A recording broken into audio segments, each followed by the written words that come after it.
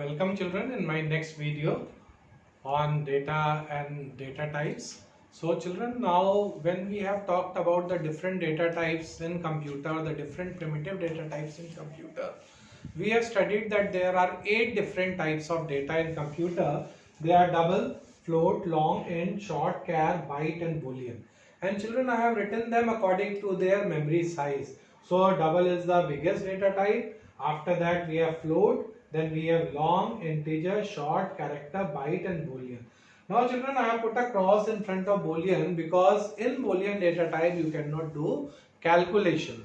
So children, when you are going to do calculations in computer with the help of these data type, you will be doing calculations with the help of expressions.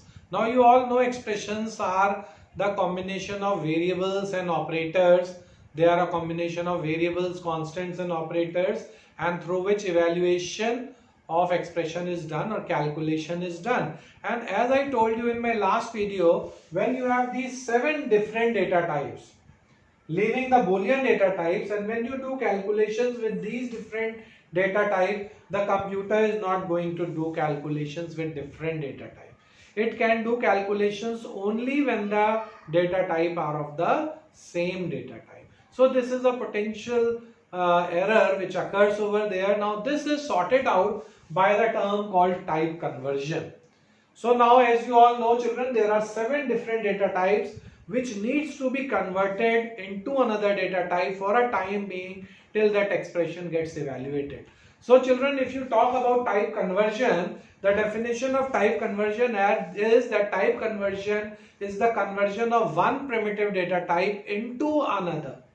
So the conversion of one primitive data type into another primitive data type is called as type conversion. And children, this type conversion in Java is of 2 types. It is implicit type conversion and explicit type conversion. So 2 types of conversions are there: implicit type conversion and explicit type conversion.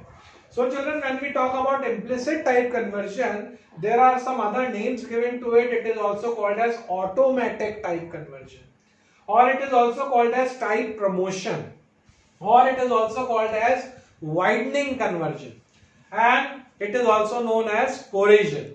So children, when we are talking about these type conversions, we say that it is also called implicit type conversion, is also called as automatic type conversion, type promotion, widening conversion or cohesion, and explicit type conversion we can also call as type casting. Now children, the difference between them is that this implicit type conversion is done by the compiler automatically, and this explicit type conversion is done by the user in order to change the data according to his requirement. So children, when we define this implicit type conversion, we say that implicit type conversion is the conversion of one primitive data type into another primitive data type by the compiler, where the compiler changes the operands of the lower data type into the higher data type. So here the data type, if you have 2 data type, one is of short data type and another is of bigger data type, then the bigger data type promotes the lower data type into the higher data type. And lower and higher data types can be understood by this table. Say for example, if you have 2 data type, one is double and integer, then there can be no evaluation between these 2 data types. So what it does, the implicit type conversion changes the int data type into the double, into the higher data type. Now both the data types becomes double, and then the evaluation takes place. It can be addition, subtraction, multiplication or any other arithmetic operation, and the result obtained is of type double, that is the higher data type.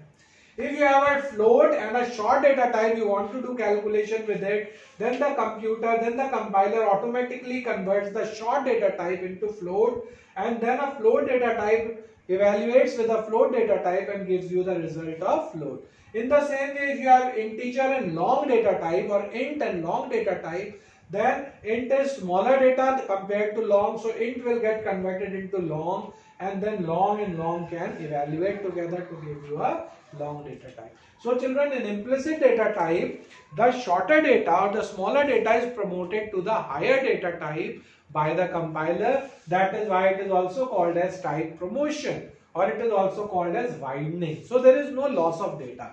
if an integer data gets converted into float or into long, then say if integer data is 7, it will get converted into 7.0. So there is no error in it. Now the next type of conversion is the explicit type conversion. Now children, this conversion is the conversion of one primitive data type into another primitive data type by the user, where the user intentionally forces the conversion of one data type into another. He may even want to convert a bigger data type into smaller. So there is a syntax, or there is a way of doing it, and the syntax is you write a data type and a value.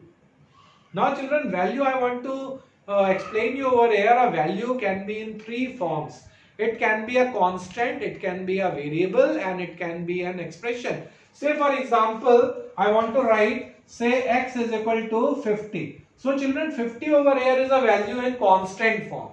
And if I say x is equal to y, where I say y is equal to 10, so y is holding a value 10, but here I am representing it as y. So y is a variable over here. And in the same way, I can even write as y plus x.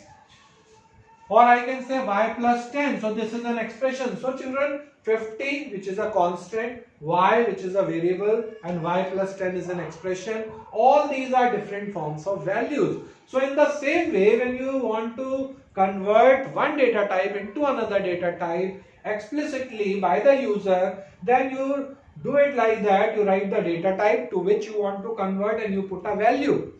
Say for example, if I want to convert this double value into integer, then the way of doing it will be, as the value returned will be integer.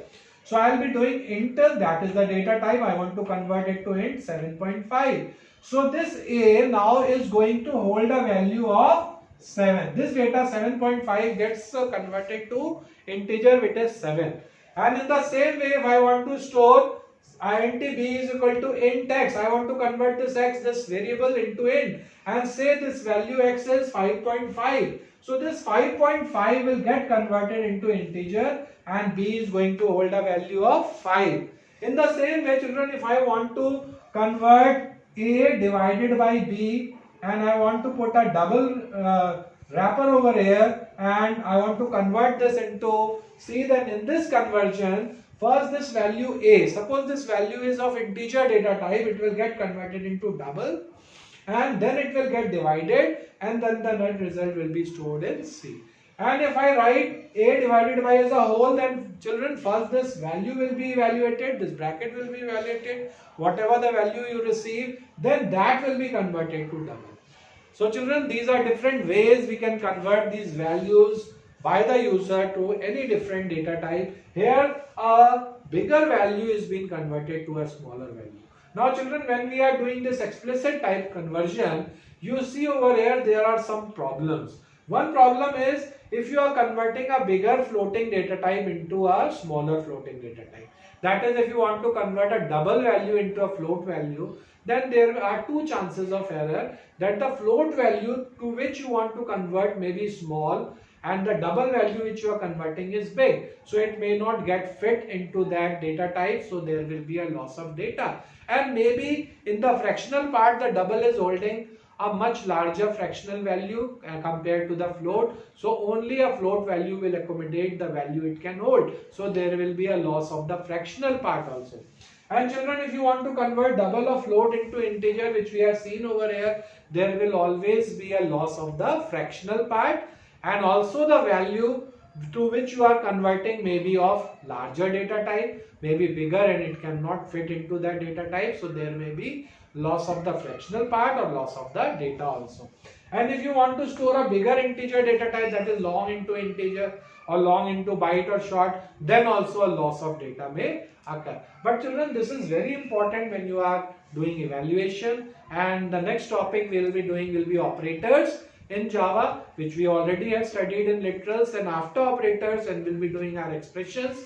And when we'll be solving the expression, we'll see this thing into consideration, that there is no loss of data. So type conversion, if it is done automatically, then it is okay. But if it is not done automatically, then we have to force that data to be converted to a specific type, then it is called as explicit type conversion. Children, regarding the notes, you can learn them from the book. It is given. I hope you have followed this topic. Type conversion is the conversion of one primitive data type into another primitive data type. It is done by two ways. One is implicit. In implicit type conversion, the conversion is done by the computer automatically, where the computer forces the smaller data type to be converted into the bigger data type. And explicit data type is the conversion done by the programmer, where the programmer forces the data to be converted to a specific data type according to his requirement. Yes, children. Thank you very much. Then we'll continue with the next topic. Thank you very much.